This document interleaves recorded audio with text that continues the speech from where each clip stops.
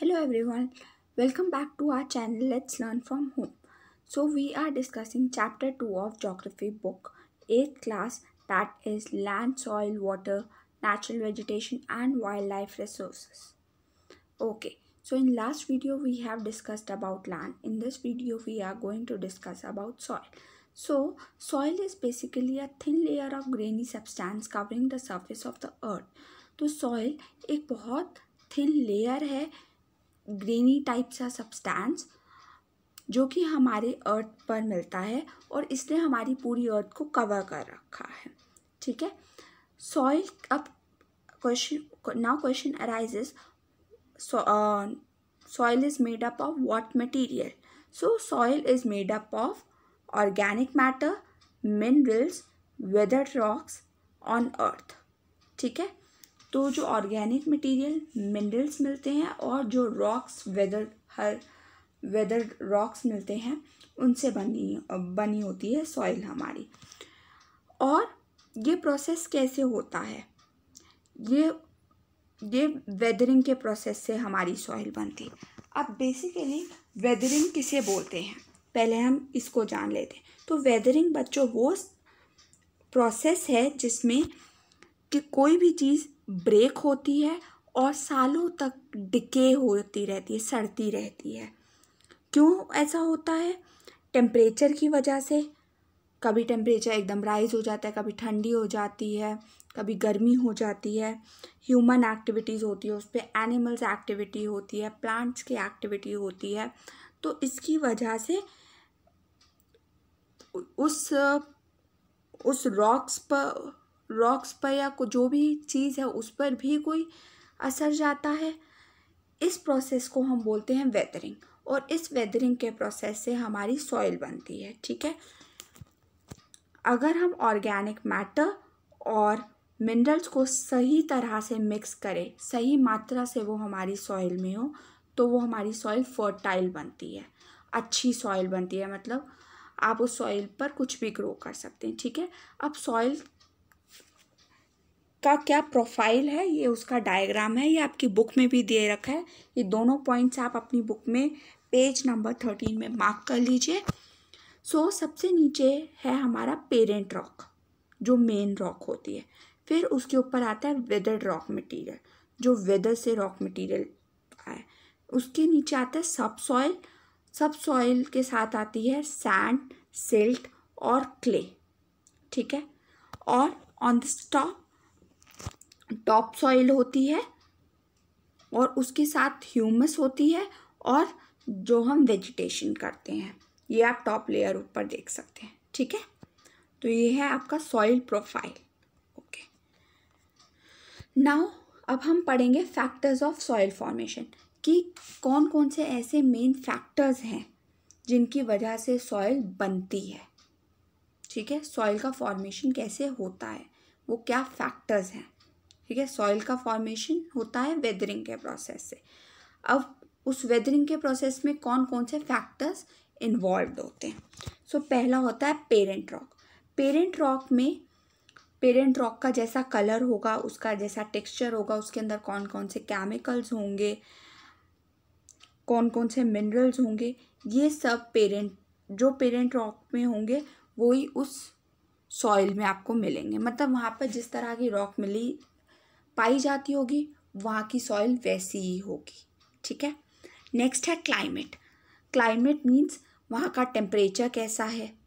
ठीक है. या तो पूरे साल ठंडी रहती है, जैसे डेजर्ट में दिन में गर्मी रहती है और रात में ठंड हो जाती है, तो टेम्परेचर भी एक मेन फैक्टर है. ठीक है. नेक्स्ट है relief system.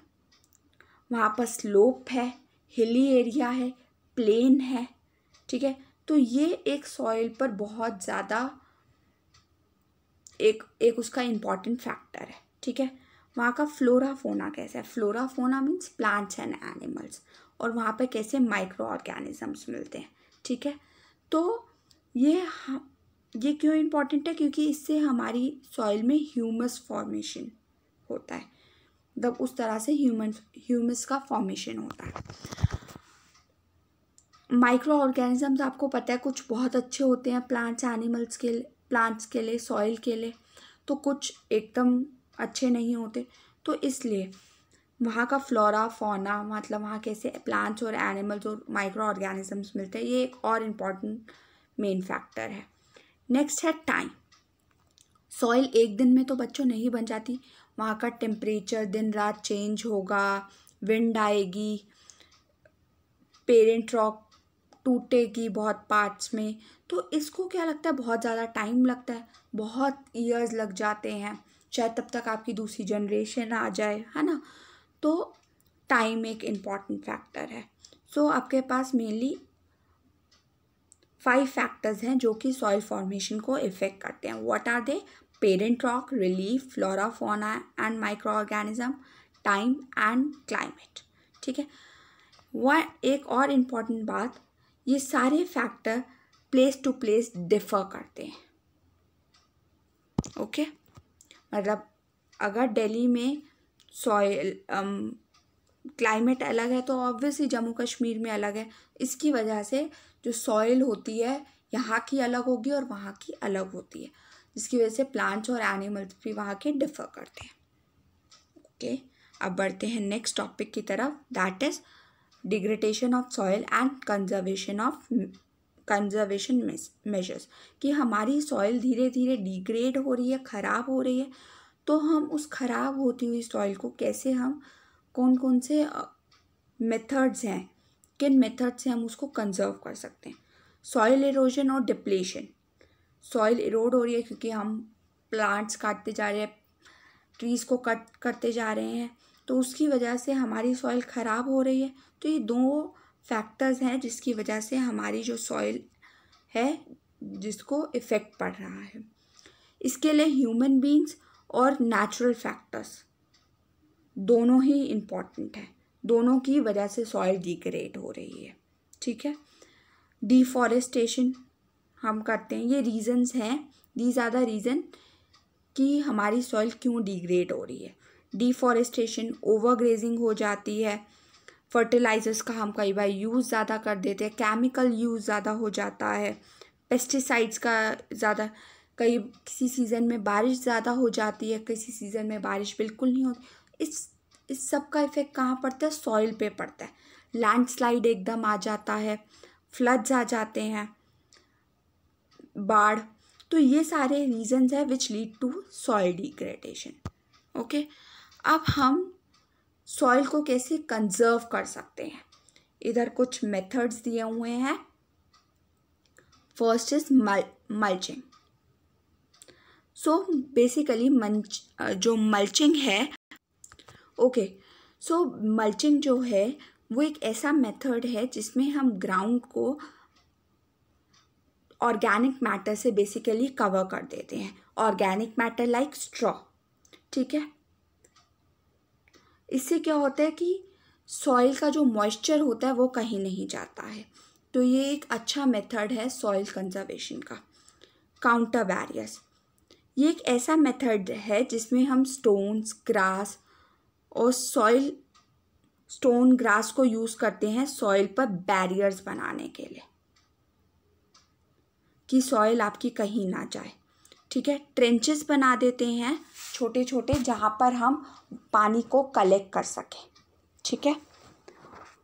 Terrace farming, next is terrace farming. Terrace farming basically hilly areas में प्रैक्टिस किया जाता है। Terrace,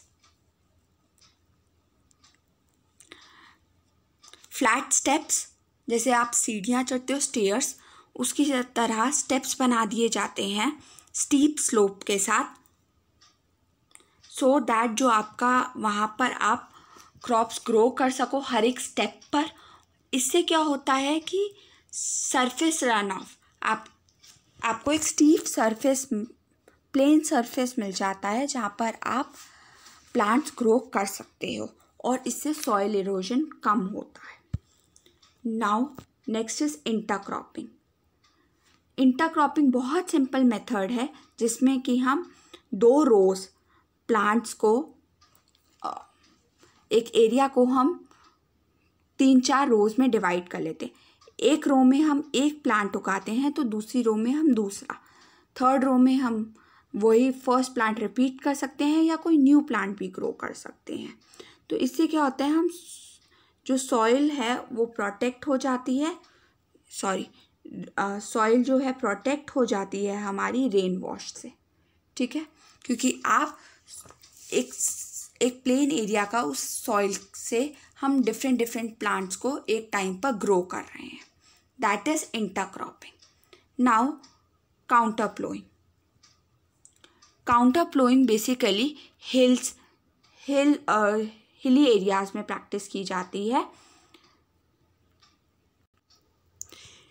counter ploughing basically hilly areas में प्रैक्टिस की जाती है ताकि हम एक खुद से नेचुरल बैरियर हम एक क्रिएट कर सकें, ताकि जो पानी है, पानी अपने साथ सॉइल लेकर आएगा,